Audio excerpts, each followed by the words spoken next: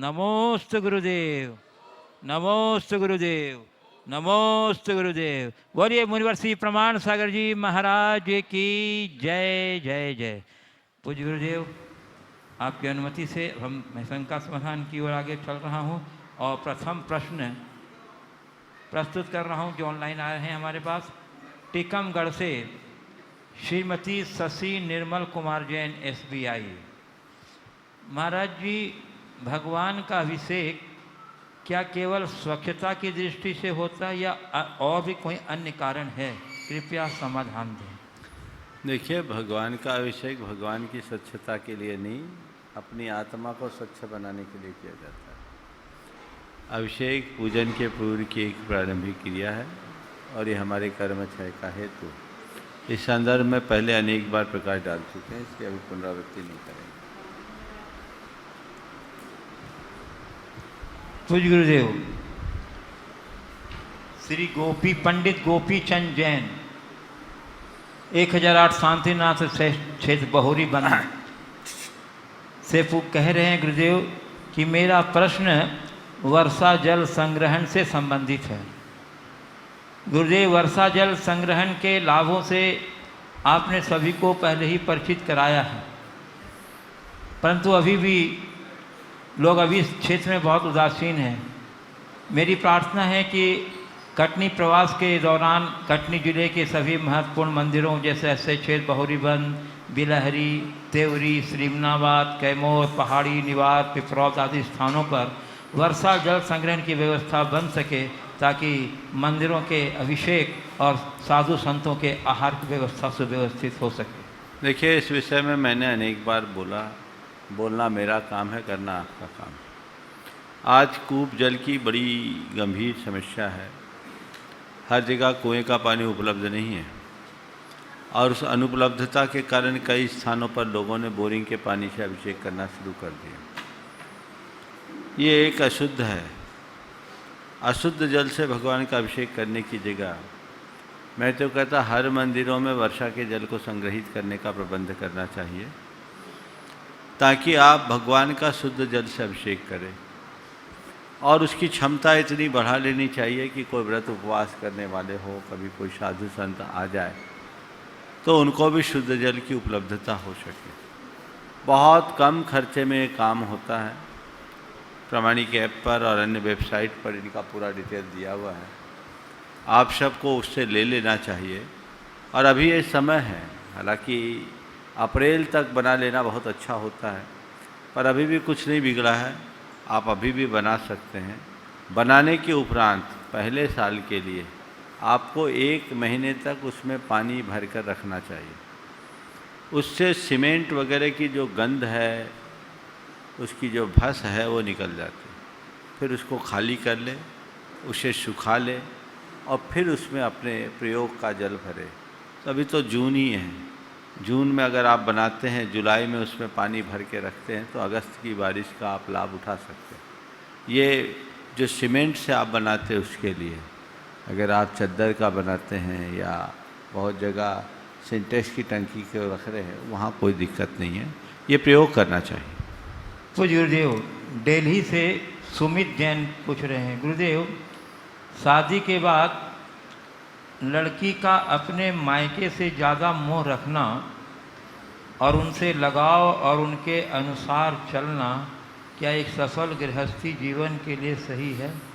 इसका पारिवारिक जीवन पर क्या असर पड़ेगा और क्या घर गृहस्थी खुशी से बसा पाएगा? कृपया गुरुदेव समाधान। कितना बोलूँ, रोज़ तो इसके बारे में बोलता हूँ। मोह तो किसी के लिए रखो अच्छा नहीं। विवाह हो जाए और उसके बाद अपने मायके से कोई संबंध न रखे, ये बात व्यवहारिक नहीं है। जहाँ जन्म लिया है वहाँ से संबंध तो होगा, लेकिन विवाह के उपरांत अपनी ससुराल को अपना घर मानना चाहिए और मायके वाले का हर बात पर इंटरफेयर नहीं होना चाहिए। अगर कहीं कोई कमी है तो उन्हें खुद सुधारने का अवसर देना चाहिए और उनसे सलाह देना चाहिए कि आप ऐसा करें। ज़्यादा इन्वॉल्वमेंट हो जाता है तो इस तरह की खींचातानी होती है, परिणाम है ही। मैं क्या बोलूँ, बोल करके तो थक गया। रोज़ ही ऐसे सवाल आते हैं। तो गुरुदेव, कोटा राजस्थान से कौशल जैन कह रहे हैं, गुरुदेव मेरी जिज्ञासा है कि पुण्य किसे कहते हैं? यह पुण्य जीव दया के काम से भी मिलता है, भगवान की सेवा से भी मिलता है, किसी को रक्तदान करते हैं तो भी मिलता है, ज़रूरतमंद की मदद से ही मिलता है। तो पुण्य कितने प्रकार का होता है महाराज जी? पुण्य होता कैसा है? कृपया मेरी शंका का बताएं। देखिए, जो हमारी आत्मा को पवित्र करे वो पुण्य है। हमारे द्वारा किए गए सभी सदनुष्ठान को पुण्य की संज्ञा दी जाती है। सुकृत सत्कर्म का नाम पुण्य है। हमारे अंदर के जो शुभ भाव है वह सब पुण्य है। तो हम अपने भावों को निर्मल रखें तो समझ लीजिए हमने पुण्य पाया। जहाँ तक पुण्य के उपार्जन की बात है, हमारे द्वारा किए जाने वाले सभी सत्कर्म शुभ भावों से प्रेरित होती है और शुभ भावों से प्रेरित होने के कारण सभी प्रकार के सत्कर्म पुण्य हैं। अब किस में कितना पुण्य है इसका कोई मानदंड निर्धारित नहीं किया जा सकता। जिस समय जो जितना प्रासंगिक है उस समय उसके लिए किए जाने वाले कार्य से उतना अधिक पुण्य मिलता है। तो देखना यह है कि प्रासंगिक क्या है। जो प्रासंगिक है उसका अनुकरण करते रहिए और अपना काम बढ़ाते रहिए। पूज्य गुरुदेव, इंदौर से श्रीमती शेफाली राजेश जैन काव्यांजलि इंदौर से पूछ रही हैं, गुरुदेव जिस प्रकार हम माता पिता के उपकार को कई जन्मों तक नहीं चुका सकते, फिर भी इस जन्म में उनकी सेवा शुश्रूषा आदि करके कुछ तो ऋण चुका पाते। गुरुदेव, गुरुओं का उपकार तो माता पिता के उपकार से भी अनंत गुना है, जिसे अनंत भवों में नहीं चुकाया जा सकता। फिर भी वर्तमान जन्म में उनके प्रति हमें क्या करना चाहिए ताकि कुछ अंशों में ही सही हम ऋण चुका सकें? एक दिन गुरुदेव से मैंने पूछा, गुरुदेव आपका हम लोगों पर अनंत उपकार, आपके इस उपकार के ऋण को चुका पाना संभव नहीं है, फिर भी हम लोग क्या करें? उन्होंने बहुत अच्छी बात कही, गुरु की आज्ञा में चलना और अपने आचरण और व्यवहार से गुरु का गौरव बढ़ाना ही उनके ऋण मोचन की प्रक्रिया है। आप उनके ऋण से कुछ ऋण होना चाहते हो, जीवन पर्यंत उनके प्रति कृतज्ञ बने रहिए और अपने आचार व्यवहार से उनके गौरव को बढ़ाइए, हमेशा उनकी आज्ञा में रहिए। पूज्य गुरुदेव, कटनी मध्य प्रदेश से सौरभ सजक पारसनाथ मार्बल्स कह रहे हैं, गुरुदेव हमारे देश के सबसे बड़े उद्योग घराने अंबानी ग्रुप से संबंधित धीरू भाई अंबानी अपने बलबूते पर शून्य से खरबपति बने। उनके निधन को लगभग 20 वर्ष बीत चुके हैं। धीरू भाई की विरासत को उनके दोनों पुत्रों में बराबर बांट दिया गया। अब वर्तमान में एक पुत्र की कंपनी में कोरोना संक्रमण काल में भी विदेशों से बड़े बड़े निवेश आ रहे हैं और ये निवेश अखबारों की सुर्खियां बनी हुई, जबकि दूसरा भाई कई कंपनियों को बेच देने के बाद भी कर्ज नहीं चुका पाने के कारण दिवालियापने होने की स्थिति में। दूसरी ओर जिसने बड़ी भाई की कंपनी में निवेश किया वो बहुत बड़े मुनाफे में है, जबकि छोटे भाई की कंपनी के शेयर होल्डर घाटा खा रहे हैं। मेरा प्रश्न है कि क्या किसी एक व्यक्ति के पुण्य पाप के कारण शेयर धारकों को लाभ या हानि हो रही है? इसमें उनके स्वयं का भी कुछ पाप पुण्य पाप है? देखिए, हर चीज़ को पुण्य पाप से जोड़कर देखना ठीक नहीं है। जहाँ तक अंबानी बंधुओं का सवाल है, एक भाई शिखर पर जा रहा है, दूसरे भाई की दशा दिवालिया होने की है। इसके पीछे पुण्य पाप तो अपना कारण है ही, इससे भी प्रबल कारण है नीतियों का निर्धारण। अगर कोई सही नीति अपना करके चलता है तो वो सदैव सफल होता है, और गलत नीति का पालन करेगा तो सारा पुण्य धरा रह जाएगा, पाप का उदय आ जाएगा। निश्चित पिता ने दोनों को अपने हिसाब से विभाजन करके दिया, उन्हें विरासत में मिला, पर दोनों का हुनर अलग अलग, दोनों की नीतियां अलग अलग रही। जिनने सही समय पर सही निर्णय लिया, सही नीति अपनाई, वो आगे बढ़ गए। जिनने सही निर्णय और सही नीति का अनुपालन नहीं किया वो पीछे रह गए। इसको केवल पुण्य पाप के भरोसे देखना मेरी राय में ठीक नहीं। ये नीति और निर्णय का खेल है। जीवन में हमेशा देख लेना, पापोदय में रहने वाले व्यक्ति भी यदि अपनी बुद्धि से सही निर्णय ले लेते हैं, सही समय पर सही नीति अपना लेते हैं, तो शून्य से शिखर पर पहुंच जाते हैं। और गलत नीति और गलत निर्णय के परिणाम से अच्छे अच्छे लोग भी सड़क पर आ जाते हैं। जहाँ तक शेयर धारकों का भट्ठा बैठने का सवाल है, ये इनका पापोदय नहीं है, ये तो डूबते जहाज में सवारी करने का फल है। डूबते जहाज में सवारी करोगे तो डूबोगे, और तुमने उसकी कंपनी में निवेश किया, यानी प्रकारांतर से उसके व्यापार में हिस्सेदार बने, उस व्यक्ति के व्यापार में हिस्सेदार बने जिसकी नीतियां अनुकूल नहीं रही, जिसके निर्णय सही नहीं रहे। समय का चक्र भी कुछ अर्थों में माना जा सकता है। तो आपने जहाँ निवेश किया, जैसी नीति अपनाए, उसका पालन आपने किया। बहुत से ऐसे भी निवेशक होंगे जिनका इधर भी निवेश हुआ होगा और दूसरी कंपनियों में भी निवेश हुआ होगा। दूसरी कंपनी में यानी सही जगह बढ़ गया, गलत जगह घट गया, तो एक जगह पुण्य एक जगह पाप हो गया क्या? बोलो।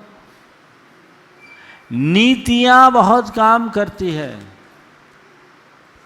इसलिए हर बात को केवल पुण्य और पाप से जोड़ना मेरी राय में ठीक बात नहीं है। पुण्य पाप अंतरंग कारण है। बहिरंग में देखो, लालच में तुम फंसे तो पाप करके तो पहले लगे। सही समझ रखे होते तो ऐसा नहीं होता। इस तरीके से सोचना चाहिए।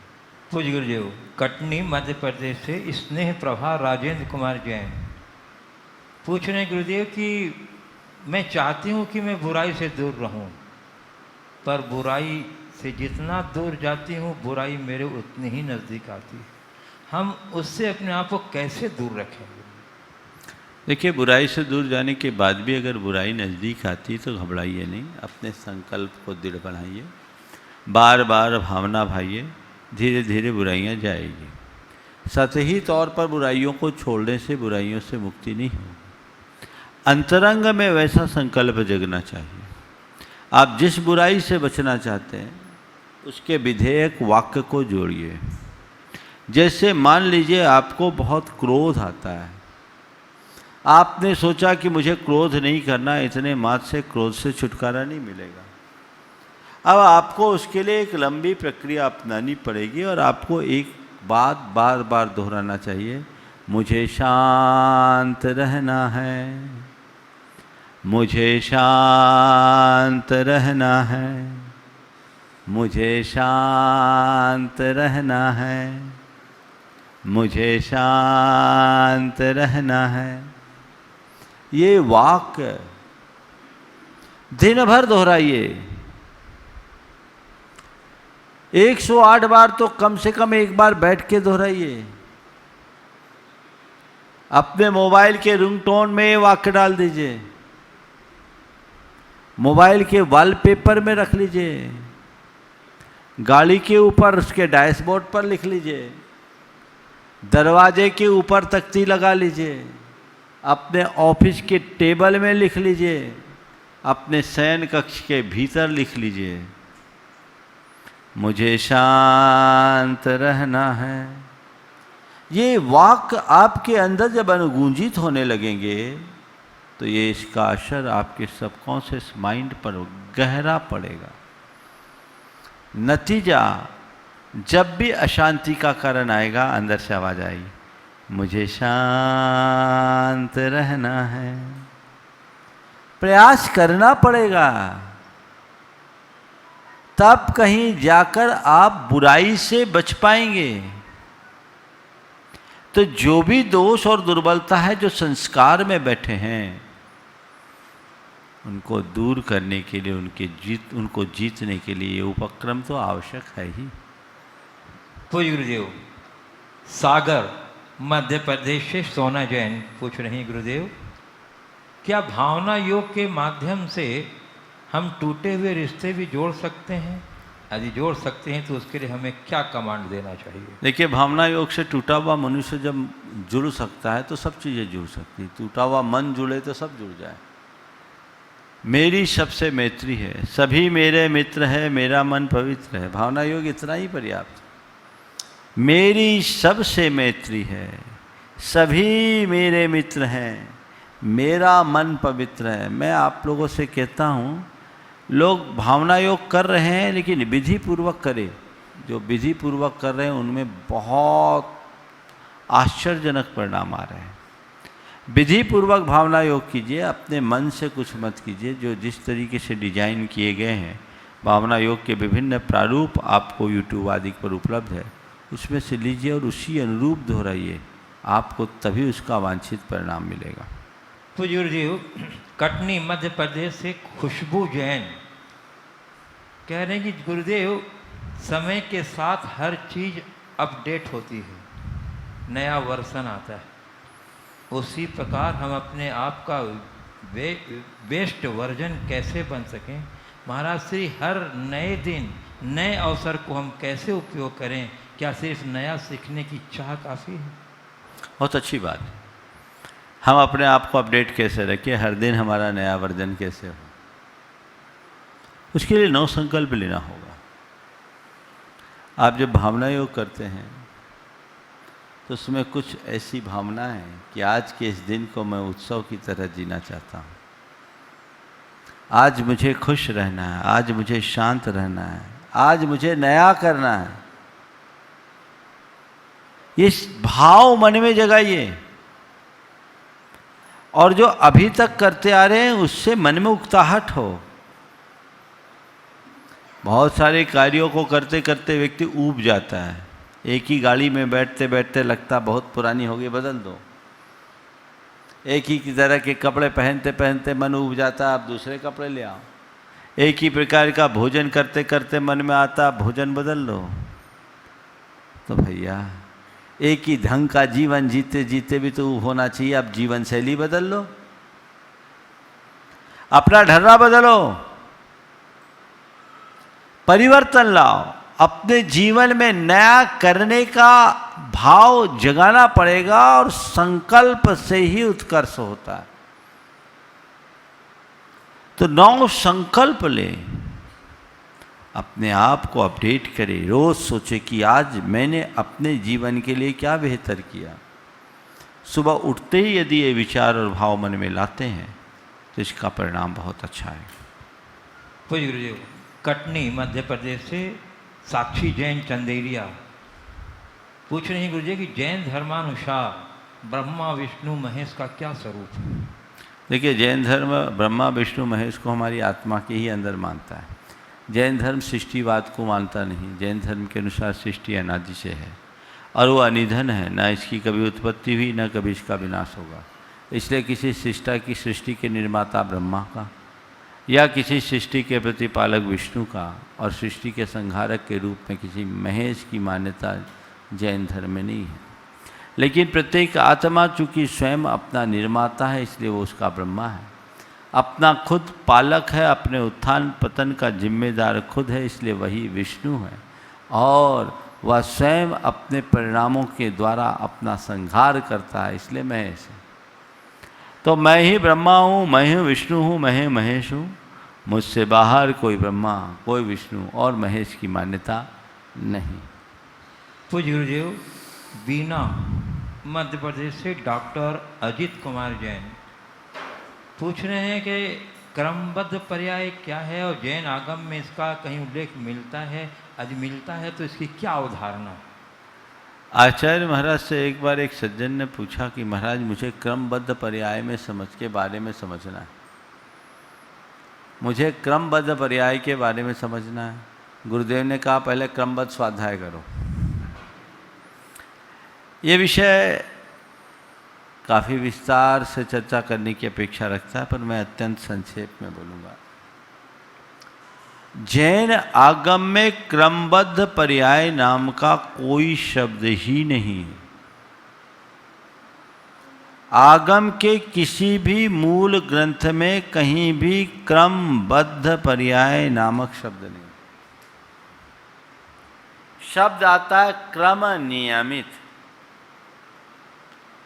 और हमें इस विषय में वस्तु के स्वरूप का विचार करना चाहिए।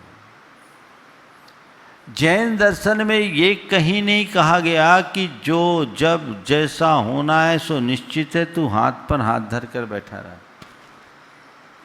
जैन दर्शन तो कारण कार्य की वैज्ञानिक व्यवस्था का हिमायती है। अगर थोड़ी देर के लिए हम मान लें कि सब कुछ फिक्स है,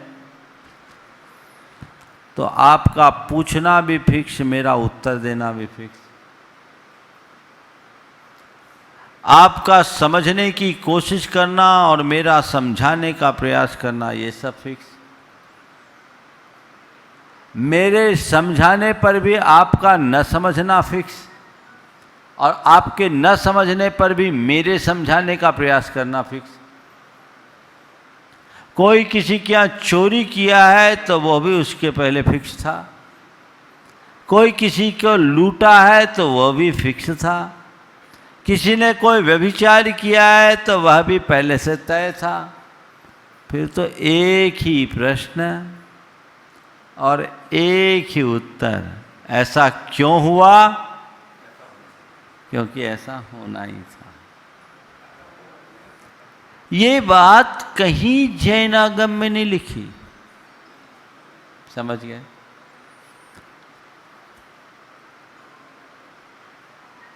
पंडित टोडरमल जी ने मोक्ष मार्ग में प्रकाशक में एक जगह बहुत अच्छी बात लिखी।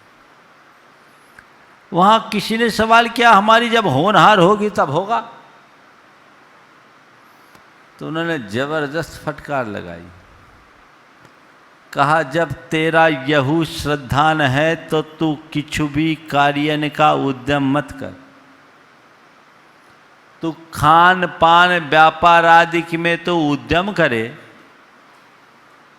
और यहाँ होनहार बतावे हैं, सो जानिए हैं तेरा साचा श्रद्धान यहाँ है नाही, झूठी माना दिखते बातें बनावे।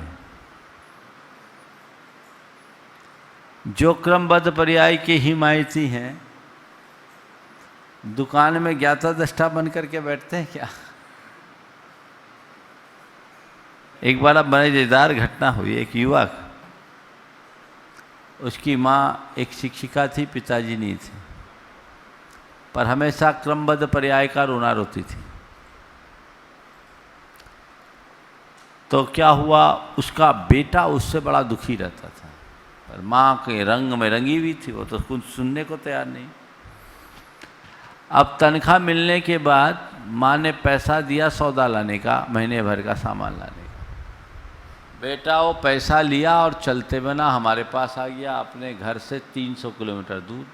हमें भी कुछ नहीं बताया, माँ को खबर भी नहीं दिया।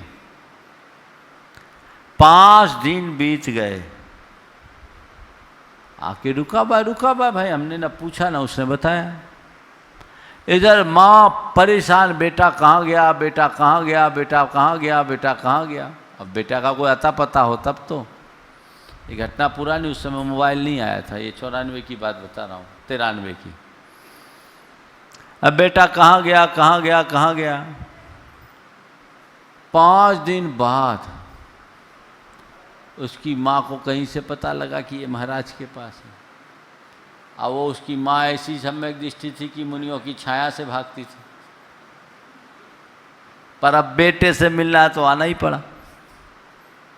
आ गई, बेटा तू कहाँ चला गया? बोले जहाँ भगवान के ज्ञान में झलका था।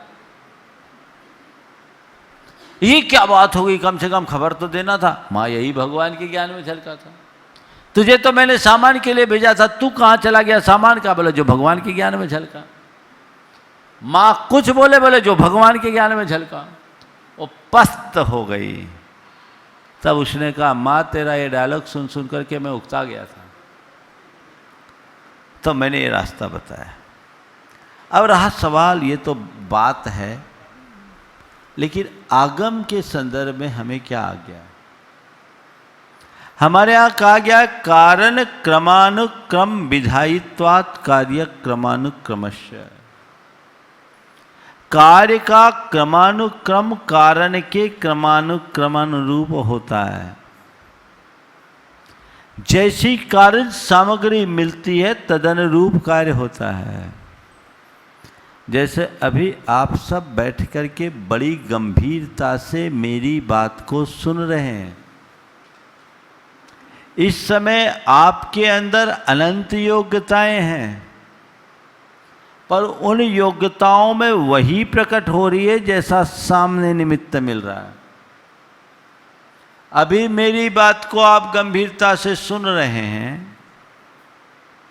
अगर मैं कोई आश्चर्यजनक बात कर दूं तो आप चकित भी हो सकते हैं। आप पर आक्षेप लगा दूं तो आप चौंक भी सकते हैं। और कोई चुटकुला सुना दूं तो खिलखिला भी सकते हैं। कोई डरावनी बात कर दूं तो डर भी सकते हैं। और कोई चिंताजनक बात कर दूं तो चिंतित भी हो सकते हैं। आपका चिंतित होना, आपका चकित होना, आपका डरना, आपका खिलखिलाना, आपका गंभीर होना, आपका चौंकना, ये सब क्या है? ये योग्यताएं आपके अंदर है ना? प्रकट कौन सी हुई? जैसा सामने कारण बना, यही हुई ना? बाल के टुकड़े को अग्नि में डालोगे दुर्गंध आएगी, और चंदन का चूरा डालोगे सुगंध आएगी। अब कोई बाल को पड़ना ही था, दुर्गंध आना ही था, या चंदन को गिरना ही था, सुगंध फैलनी थी, ऐसी कोई बात है क्या? इसलिए इन बातों में मत पड़िए। कारण कार्य व्यवस्था को समझिए। जैन धर्म में नियतवाद को एकांत रूप से कहीं मान्यता नहीं है, अकर्तावाद को मान्य किया है, जो अध्यात्म की रीढ़ है। पर का कर्ता नहीं है, स्व का कर्ता है। नियतवाद को मानने पर स्व कर्तृत्व भी खत्म हो जाता। कर्तृत्व की बात ही छोड़ो, जो होना है सो होगा। एक प्रसिद्ध भजन हमारे यहाँ है जो जिसे आधार बनाकर एक अंश बोल करके लोग इसको प्रचारित करते। जो जो देखी बीत रागन, सो सो होसी वीरारे, अनहोनी होए नहीं कभी, काए हो तधीरारे। अच्छी बात। आगे का लाइन, आगे की पंक्ति तो देखो, क्या क्या देखी बीत राग ने, तू क्या जाने धीरा रे, तू तो नाम सुमर ले प्रभु का, जो हर्षी भव पीरा रे। ये तो देखो, अब भगवान के ज्ञान में क्या है, हमें इससे कोई प्रयोजन नहीं। भगवान ने हमें हमारे कल्याण के लिए क्या कहा, हमें इसका ध्यान रखना चाहिए। तो ये व्यवस्थाएं हैं, इसलिए इस तरह के मोह में मत पड़ो। ये बड़ी गूढ़ विवेचना का विषय है। बस हमें अपना काम करना है। मानता हूँ बहुत सारे प्रयत्न करने के बाद भी कई बार चीज़ें हमारे अनुरूप नहीं होती। होनहार को माने कथनचित तो चलेगा, लेकिन केवल उसके भरोसे बैठकर चलना कतई उचित नहीं है। हमें भगवान के उपदेशानुरूप अपना जीवन बनाना चाहिए। पूज्य गुरुदेव, वर्धा महाराष्ट्र से ध्रुव नितिन भागवतकर कह रहे हैं, गुरुदेव मैं एक विद्यार्थी हूँ, पर जब मौका मिलता है आपके प्रवचन सुनता हूँ, शंका समाधान भी देखता हूँ। महाराज जी, मैंने आपके बारे में एक चीज़ नोटिस की है कि जब भी परम पूज्य आचार्य श्री विद्यासागर जी से संबंधित आपसे कुछ पूछा जाता है, अथवा प्रवचन में जब आप उनका कुछ संदर्भ देते हैं, तो चेहरे पर अत्यंत प्रसन्नता झलकती है, आँखों में चमक और होठों पर प्यारी सी मुस्कान एवं आवाज़ में अनोखा उत्साह आता है। महाराज जी, आपको ऐसा देखकर हमारी प्रसन्नता बढ़ जाती है।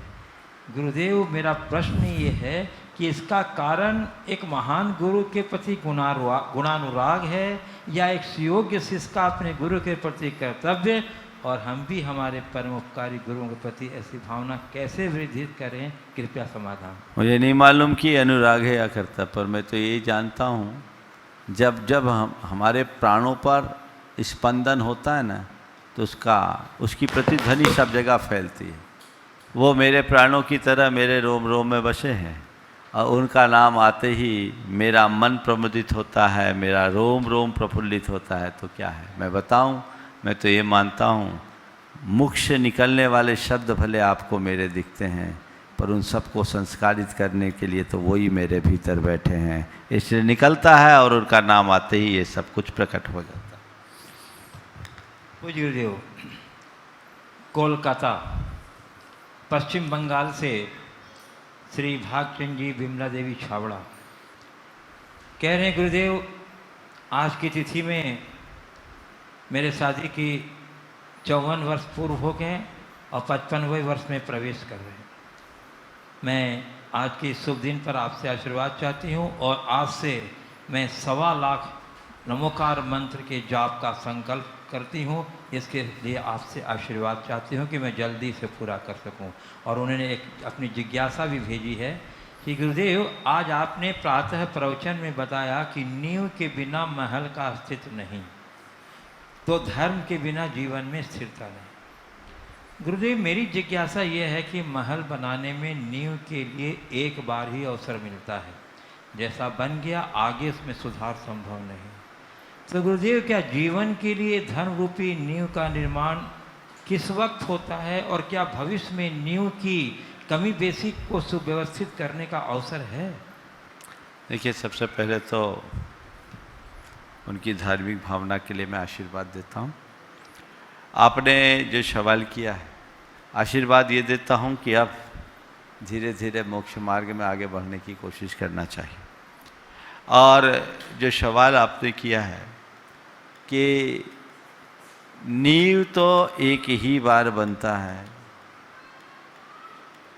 इसके बाद जो कुछ होता है ऊपर होता है।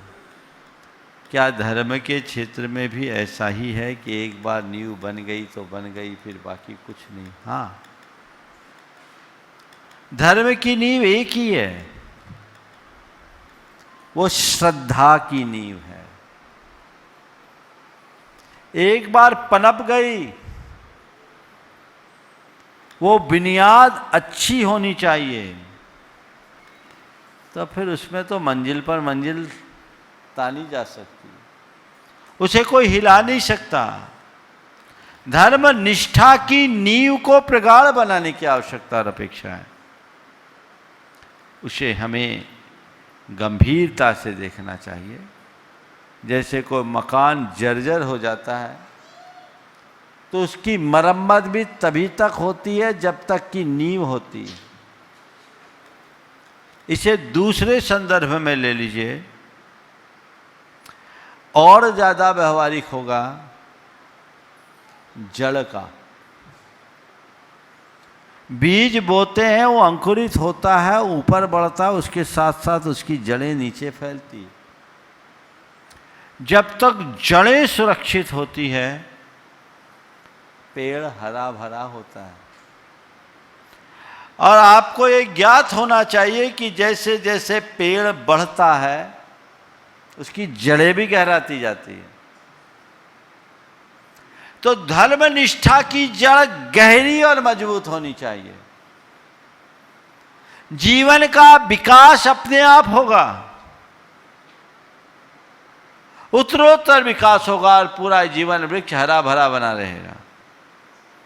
इसलिए निष्ठा को गहरी बनाने की जरूरत है, जड़ को सुरक्षित रखने की जरूरत है, नींव को मजबूत बनाने की जरूरत है। वो विनष्ट हो गया तो सब गड़बड़। पूज्य गुरुदेव, सुनील रेखा जैन परिवार गुड़गांव हरियाणा से पूछ रहे हैं गुरुदेव कि अरहंत भगवान को द्रव्य गुण व पर्याय रूप से जो जानते हैं वे ही अपनी आत्मा को जानते हैं और अपने मोह को नाश करने में सक्षम होते हैं। गुरुदेव, इस कथन का आशय क्या है, कृपया समझाने के लिए। थोड़ा सा वाक्य में संशोधन कर लीजिए। जो जानदी अर्हंतम दब्बत गुणत तपज्जयते ही सो जानदी अप्पानम मोहो खलु जादू तस्सलेम। जो अरहंत भगवान को द्रव्य गुण और पर्याय से जानता है वो अपनी आत्मा को जाने लेता है, उसका मोह छीन हो जाता है। आपने इसमें वाक्य में कहा वही अपनी आत्मा को जानता है, इसे सुधार दें। अरहंत भगवान को द्रव्य गुण पर्याय से जानने वाला अपनी आत्मा को जानता है, अन्य प्रकार से भी भेद विज्ञान होता है उसके निमित्त है। यहाँ अरहंत भगवान को द्रव्य गुण और पर्याय से जानने का मतलब है भगवान के स्वरूप को जानना और उनके स्वरूप में अपने स्वरूप को पहचानने की कोशिश करना। तत्वतः हम में और भगवान में कोई अंतर नहीं है, जो हम हैं वही भगवान है। अंतर केवल इतना है कि हमारे गुण अप्रकट हैं और भगवान के समस्त गुण प्रकट हो गए हैं। उनको और अपने स्वरूप को जो जानता है उसका मोह विलीन हो जाता है, उसे भेद विज्ञान हो जाता है और वह अपने आत्मज्ञान के बल पर अपना कल्याण कर सकता है। गुरुदेव, कटनी से सुरेखा जैन कह रही हैं गुरुदेव कि भावनाएं वैराग्यवर्धक होती हैं, मोक्ष मार्ग प्रशस्त करती हैं, तो फिर व्रत उपवास आदि क्यों करें? देखिए, भावनाएं वैराग उत्पन्न करती है, वैराग को पुष्ट करती है, व्रत उपवास क्यों करें? अरे भाई, बीज बोते हैं, अंकुर होता है, पौधा लगता है, उस पौधे की वृद्धि के लिए खाद पानी दिया जाता है। भावनाएं खाद पानी का काम करती है, बीज तो बोना पड़ेगा, व्रत उपवास बीज है, तब जीवन का वृक्ष पल्लवित होगा। व्रत संकल्प के बिना जीवन का उद्धार नहीं। हाँ, भावनाएं हमारे व्रत संकल्प को सुदृढ़ बनाती। तो गुरुदेव, गढ़ा कोटा मध्य प्रदेश से सुशील कुमार जैन कह रहे हैं गुरुदेव, शांति पाठ शांति विधान में शांतिनाथ भगवान की ही स्तुति क्यों की जाती है, अन्य तीर्थंकरों की क्यों नहीं की जाती? जबकि अंत में हम पढ़ते हैं कि शांति करो सब जगत में विश्वभाजिक दिन रात। क्या शांतिनाथ भगवान की स्तुति नाम के कारण ही की जाती है, अन्य कोई प्रयोजन? देखिए, शांतिनाथ के साथ शांति हर सबको शांति लग गए। एक बार एक बच्चे ने पूछा इस शंका समाधान में कि किसी के मरण के बाद शांति पाठ ही क्यों किया जाता है, मरणोपरांत शांति पाठ ही क्यों किया जाता है सब जगह? हम बोले भैया, उसके पास धन था, पैसा था, पत्नी थी, परिवार था, व्यापार था, सब कुछ था, एक शांति नहीं थी, इसलिए मरने के बाद शांति पाठ। बाकी सब था, जो छोड़ के गया, जो नहीं था, उसके पाने के लिए ये शांति पाठ किया जाने लगा। वस्तुतः शांतिनाथ भगवान के साथ नाम जुड़ा है, इसलिए हम उन्हें शांतिनाथ के रूप में देखते हैं। पर हमारे 24 के 24 तीर्थंकर शांतिनाथ है। जो शांति का संदेश दे वे सभी शांतिनाथ है। तो हम कोई भी नाम लें, हमारे सब भगवान शांतिनाथ। तो गुरुदेव, एक प्रश्न है, न नाम का उल्लेख है और न स्थान का उल्लेख है। प्रश्न ये है कि मैंने ये जाना कि ब्रह्म मुहूर्त में क्यों उठना चाहिए और उसके क्या फायदे हैं, पर उस समय हमें क्या करना चाहिए, कौन से ग्रंथ में इसके बारे में बताया गया है? और दूसरा प्रश्न ये है, क्या अवचेतन मन होता है, और अगर है तो उसमें और आत्मा में क्या अंतर है? देखिए, ब्रह्म मुहूर्त में उठिए, अपने आप को तरोताज कीजिए, अच्छी प्रार्थना कीजिए, अच्छे संकल्प लीजिए, नित्य क्रियाओं से निर्वृत्त होकर योग कीजिए, प्राणायाम कीजिए, भावना योग कीजिए, सामायिक कीजिए, पाठ कीजिए, अपने मन को रिचार्ज कीजिए। अगर आपने प्रातःकाल अपने मन को पूरी तरह तरोताज कर लिया तो पूरा दिन आपके लिए मंगलमय होगा और उससे आप तन से, मन से और चेतना तीनों स्तर पर अपने आप को ज़्यादा परिपक्व और समर्थ बना सकेंगे। वो प्रयास करना चाहिए। हमारे यहाँ कहा गया, प्रातः उत्थाय कर्तव्यम देवता गुरु दर्शनम। सुबह उठते ही देवता और गुरु का दर्शन करो, परमेष्ठी को याद करो, भगवान का स्मरण करो, अपने आत्मा का के स्वरूप का चिंतन करो। ये हमारे प्रातःकाल की क्रियाओं का एक अंग है। अवचेतन मन, जैन धर्म में कहीं अवचेतन मन के रूप में कोई नाम नहीं है। ये आधुनिक मनोविज्ञान के व्याख्या था, चेतन और अवचेतन मन के रूप में उसकी व्याख्या करते हैं।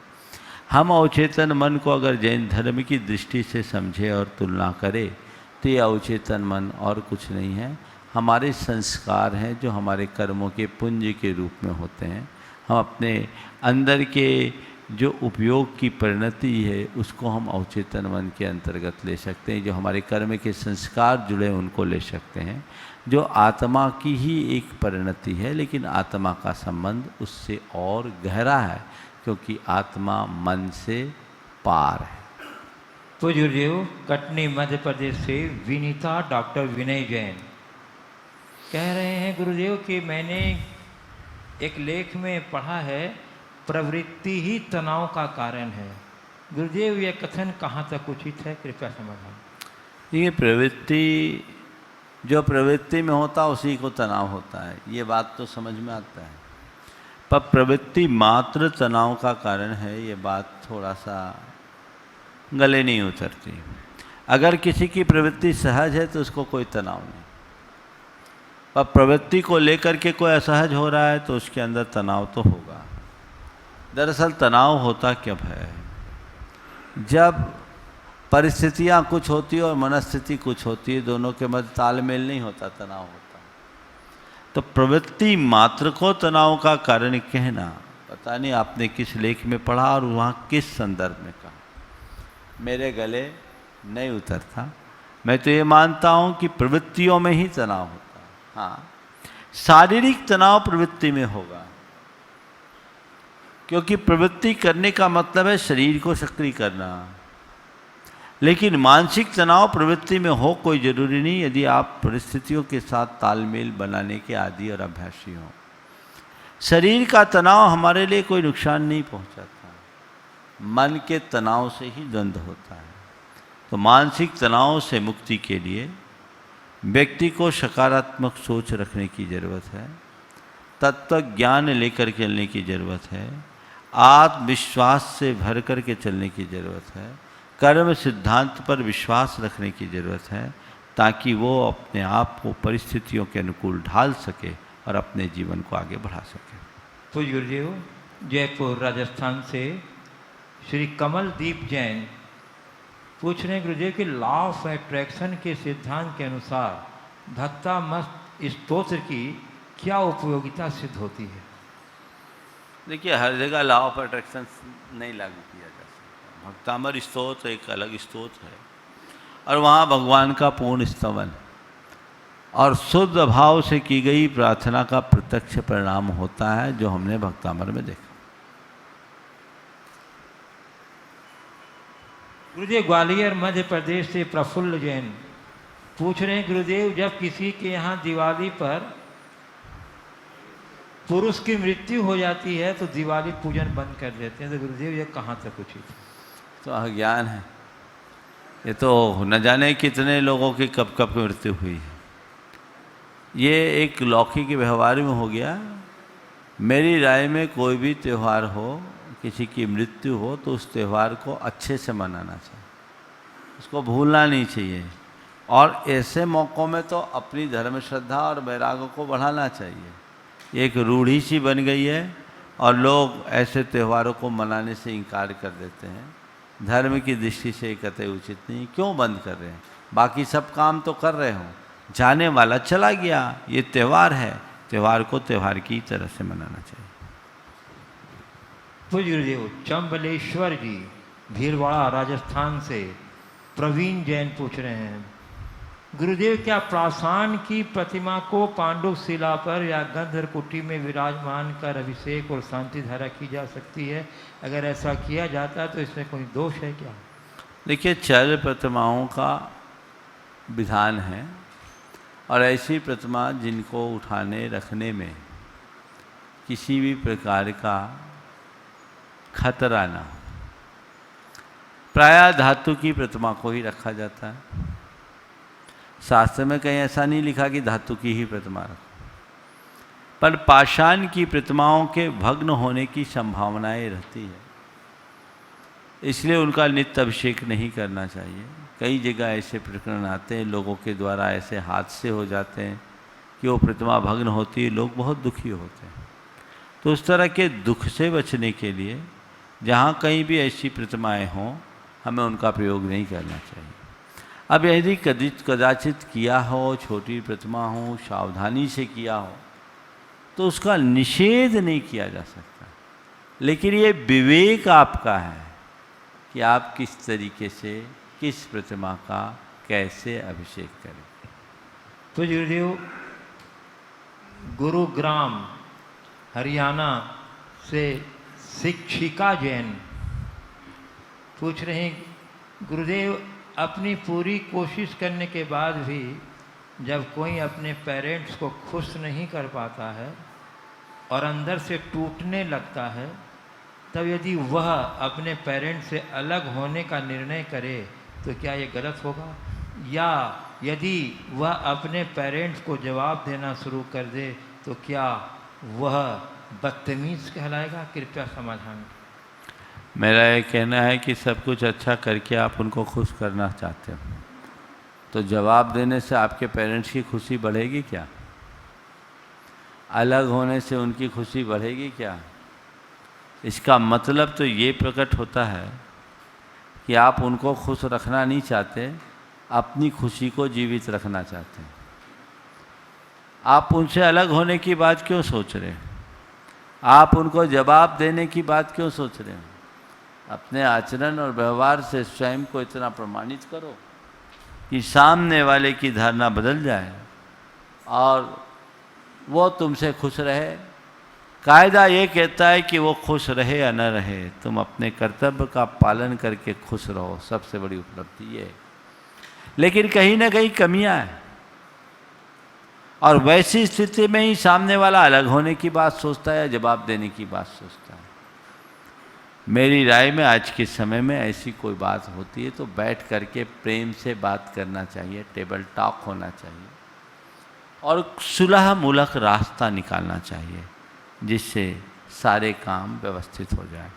तो गुरुदेव, जोधपुर राजस्थान से विभांशी जैन पूछ रही हैं कि गुरुवर हर लम्हा आपात स्थिति में अनमोल कैसे बनाएं? समाधान दीजिए। हर लम्हा आपात स्थिति में अनमोल कैसे बनाए? उसका सदुपयोग कर लो, अनमोल होगा। देखो, अभी जब लॉकडाउन का फर्स्ट फेज था, सब लोगों ने अपने अपने तरीके से काम किया। एक कटिंग लोगों ने मुझे दिखाई, महाराष्ट्र के किसी गांव में एक व्यक्ति स्वयं अपनी पत्नी और 2 बच्चों के साथ मिलकर एक कुआं खोद दिया। कुआं खोद दिया, उसमें पानी भी निकल गया और गांव भर के लोगों के लिए वो सहारा बन गया। लॉकडाउन फर्स्ट के टाइम में ये बात हुआ था। तो ये क्या हुआ, उनने उस आपदा के क्षण को अनमोल बना दिया। क्या सोच हुई कि अभी हमारे पास और कोई काम नहीं, हम परिवार के लोग मिलकर के, हमारे पास जगह है, ज़मीन है, हम ये काम कर सकते हैं, और उनने अपने प्रयासों को सार्थक कर दिया। ये अनेक लोगों के लिए एक बहुत बड़ा उपकार हो गया। उस इलाके में पानी की कमी थी, उसको खुद को भी पानी की पूर्ति हुई और औरों को भी हो गई। तो कहने का तात्पर्य ये है, हर समय का सदुपयोग कीजिए, भले वो आपातकाल हो। आपत्ति को भी संपत्ति में बदला जा सकता है और बहुत लोगों ने बदला है, इसलिए उस तरफ हमारा ध्यान जाना चाहिए। गुरुदेव, कटनी मध्य प्रदेश से श्री प्रवीण जैन पूछ रहे हैं कि गुरुदेव, मुझे गुरु का सानिध्य नहीं मिला। मेरा मन गुरु की सेवा करने के लिए बहुत व्याकुल रहता है, परंतु महाराज जी, मुझे यह डर लगता है कि कहीं मुझसे किसी प्रकार की गलती ना हो जाए और मैं यह सोचकर अपनी जगह गुरु के पास नहीं बना पाता। महाराज जी, अब आप ही बताएं कि मैं अपने गुरु के निकट अपनी जगह कैसे बनाऊं? गुरु के निकट जगह बनाने का मतलब क्या है? हर समय जाकर उनके पास खड़े रहो। गुरु के निकट जगह बनाने का मतलब बाहरी सेवा करना नहीं, उनके आदर्शों को आत्मसात करके स्वयं को एक प्रेरणा बनाना है। अपने आप को ऐसा ढालो कि लोग तुम्हें देखकर तुम्हारी प्रशंसा तुम्हारे गुरु से जाकर करें और उसे सुनकर तुम्हारे गुरु को हार्दिक खुशी हो।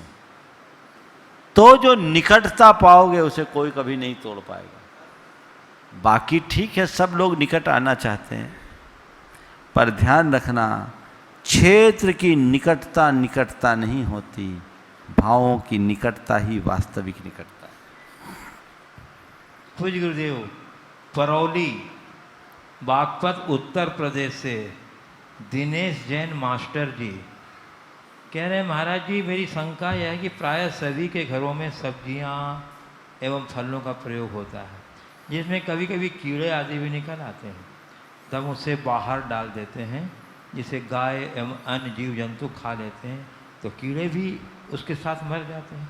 तो इसमें होने वाली हिंसा का पाप हमें भी लगेगा? यदि नहीं, यदि हाँ, तो कैसे बचे? देखिए, हिंसा तो हिंसा है। आपकी घर गृहस्थी की क्रियाओं में बहुत कुछ हिंसा होती है और वो पाप के भागीदार आप हैं, पर वो अपरिहार्य है, इसलिए उसे क्षमा कह देते हैं। इसका मतलब ये नहीं कि उस पाप का दाग आपके दामन में नहीं लगेगा, लगेगा। इसलिए अपनी प्रवृत्ति में बहुत सावधान रहना चाहिए, यत्नाचार का पालन करना चाहिए। समझदार लोग अनाज सब्जी आदि को सुधारते हैं, अनाज को सोचते हैं, उसमें जो जीव जंतु निकलते हैं उनको एक जगह एकत्रित करके ऐसी जगह रखते हैं जहाँ किसी के पाँव ना पड़े, वो जीव अपनी आयु करके पूरी करके जाए, अकाल में न जाए। ये विचार और विवेक रखना चाहिए। गुरुदेव, कटनी मध्य प्रदेश से साक्षी जैन पूछ रही हैं, मेरा प्रश्न ये है कि सब भगवान एक होते हैं, अगर हम किसी को मंदिर जाने के लिए कहते हैं तो वो कहते हैं कि कोई भी मंदिर हो आओ, क्या फ़र्क पड़ता है, तो हम उनको कैसे समझाएं? देखिए, गॉड इज वन का कंसेप्ट आजकल बहुत तेज़ी से बढ़ रहा है, पर ये सही नहीं। हमें सबसे पहले समझना चाहिए गॉड है क्या है। गॉड शब्द भी हमारा नहीं है, तो बाहर से आया। भगवान है क्या, और हम भगवान के दर्शन पूजन वंदन के लिए जाते क्यों हैं? भगवान क्या है? हमारी चेतना का विशुद्ध रूप। जैन धर्म के अनुसार किसी अनादि परमात्मा की कोई मान्यता नहीं। जैन धर्म कहता अप्पा सो परमप्पा, आत्मा ही परमात्मा है। बाहर ऐसा कोई भगवान नहीं जो हमें पुरस्कृत और दंडित करता हो, जिसके सहारे हमारा उत्थान और पतन होता हो, जो हमारे अपराधों को क्षमा करता हो या अपराधों के अनुसार हमें दंडित करता हो। ऐसा कोई भगवान नहीं। हम खुद हैं, हमारे भीतर मेरा भगवान है। जो मेरा विशुद्ध रूप है वो मेरा भगवान है, और जो मेरा विकृत रूप है वो मैं हूँ। मुझे विकृति से विशुद्धि की ओर जाना है। बाहर में हमने जो भगवान की मूर्ति स्थापित की है, 24 तीर्थंकर के रूप में जो उन्हें स्थापित की है, वो केवल इसलिए कि उनके माध्यम से हमें हमारे भीतर के भगवान का बोध होता है, पहचान। उनसे हम वीतरागता की प्रेरणा लेते हैं, एक दिशा मिलती है, एक दृष्टि मिलती है, इसलिए हम उनकी पूजा वंदना करते हैं। हमारे यहाँ कहा गया बंदे तद्गुण लब्धि, तो जिससे हमें आत्मबोध मिले, जिससे हमें परमात्मा होने का एहसास हो सके, जिससे हमें वीतरागता के पथ पर चलने की प्रेरणा मिले, जिससे हम अपनी आत्मा को पहचान सके, वो मूर्त हमारे लिए, जिसके बदौलत हम परम निराकुलता और सुख शांति को उद्घाटित कर सकेंगे। जिस किसी को भगवान मानने की बात ही नहीं है। भगवान वही है जो पूर्ण है, जिसमें पूर्णता है, जो पूर्ण ज्ञानी है, वो भगवान है, जिनकी मूर्ति हमने विराजमान की है केवल इसलिए कि वो हम अपने भीतर के भगवान को पहचान सकें। तो इस भाव से भगवान की पूजा आराधना करना चाहिए, और इस भाव से हम जब पूजा आराधना करेंगे तभी अपने जीवन में कुछ सार तत्व घटित कर सकेंगे। गुरुदेव, कानपुर उत्तर प्रदेश से भानु प्रकाश पाटनी ट्रस्टी गुनायतन कह रहे हैं, गुरुदेव जब मोह परिवार संबंधियों और मित्रों तक सीमित होता है तो महान कर्म का बंध कराता है, अनंत संसार का कारण। और वही मोह जब सारे जगत के कल्याण के लिए होता है तो तीर्थंकर पद का बंध कराता है। इन दोनों की सोच में तो कोई लोभ छिपा है, इसका मतलब मोह से ज़्यादा लोभ बढ़ा है। कृपया बताएं। थोड़ा समझिए, परिवार, धन, संपत्ति, परिजन से मोह होता है, पर संसार से मोह नहीं होता, संसार से प्रेम होता है, संसार में करुणा होती है। सारे जगत के हित की भावना रखना ये मोह नहीं, ये प्रेम और करुणा की अभिव्यक्ति है। मोह संसार में रुलाने वाला है, प्रेम संसार से पार लगाने वाला है। आप लोग बोलते हैं फैले प्रेम परस्पर जग में, मोह दूर ही रहा करे। प्रेम और मोह में अंतर क्या? मोह का मतलब है किसी के पीछे पागल हो जाना, किसी के अभाव में न रह पाना, उसके पीछे बेचैन हो जाना, उससे अत्यंत आसक्ति रखना, ये मोह है। लेकिन प्रेम क्या है? सबसे हिल मिल करके रहना, कर्तव्य का पालन करना, लेकिन उसके बाद भी अपने आप को पहचान कर रखना। हम साथ जरूर हैं पर सब अलग अलग हैं, ये समझ रखना। तो प्रेम और मोह में बुनियादी अंतर है। जब हम संसार के समस्त प्राणियों के हित की भावना रखते हैं, वहाँ मोह नहीं होता, वहाँ प्रेम होता है। तुम्हारा बच्चा नंगे पाँव जाता है, तुम तुरंत उसे चप्पल खरीद के देते हो, बेटा गर्मी बहुत है, सड़क तपती है। ये करुणा से नहीं, ये प्रेम से है। पर तुम्हारे पड़ोसी का कोई बर्तन मांजने वाले का बेटा है, वो नंगे पाँव जा रहा है, उसे देख करके तुम्हें लगता है ये कैसा कष्ट पा रहा होगा, चलो मैं इसे एक जूते दिला दूँ, इसे चप्पल दिला दूँ। तो ये तुम्हारा मोह नहीं, करुणा है। बच्चे से कुछ प्रत्याशा है, वहाँ कोई प्रत्याशा नहीं। तो प्रत्याशा रहित जो प्रवृत्ति होती है वही निष्प्रहता की अभिव्यक्ति होती है। इस प्रकार आज के सत्र को परम पूज्य गुरुदेव के चरणों में नमन अर्पित करते हुए यहीं पर विराम। बोलिए परम पूज्य आचार्य गुरुवर श्री विद्यासागर जी महाराज।